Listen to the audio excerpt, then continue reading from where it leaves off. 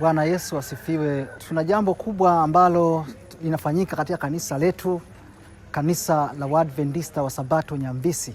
Ni jambo la ununuzi wa nyumba ambao unagharimu kiasi cha shilingi milioni 80. Na jambo hili toka tulivyolipokea sisi kama kanisa tumelichukulia kwa uzito, tukiona ya kwamba kupata eneo hili la nyumba hii ni baraka kubwa kwa kanisa kwa ajili ya ukuaji wa kanisa hili. Na kwa namna hiyo, kwa jinsi ambavyo tumelichukulia, tuna siku kadhaa za maombi ambazo tumekuwa tumezipanga kwa ajili ya kumhitaji Bwana ili Bwana aweze kuonyesha njia za kupata milioni 80. Milioni 80 kwa kibinadamu tunaona ya kwamba ni fedha nyingi, lakini tukishirikiana na Bwana ni fedha kidogo. Jambo hili linawezekana sana. Kwa hiyo kwa maana hiyo tumekuwa na maombi ya kuanzia siku ya tarehe 5 mwezi huu wa 4, na maombi haya yanahitimishwa siku ya tarehe 8 mwezi huu wa 4. Tunawashukuru wote ambao mmekuwa mkishiriki katika ibada hii ya kila jioni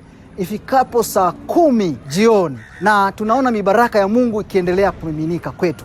Tunaendelea kuwaalika wote ya kwamba tuweze kufika kwa wingi, tuweze kualika ndugu zetu na marafiki. Lakini jambo kubwa ni kuzidi katika kuomba ili Mungu afungue njia, apanue mipaka ya upatikanaji wa fedha hizi, na jina la Bwana litabarikiwa sana. Kwa hiyo watu wote washiriki na ambao sio washiriki wa kanisa hili, wote sisi ni wasafiri wa kwenda mbinguni. Tunamuomba Mungu wa mbinguni. Kwa hiyo tunaamini ya kwamba tukishirikiana wote, basi jambo hili litakuwa ni jepesi na tutaweza kufanikiwa vizuri. Mungu awabariki sana tunapopanga kufanikisha jambo hili kwa maombi na kutoa sadaka kwa ajili ya jambo hili. Mungu awabariki.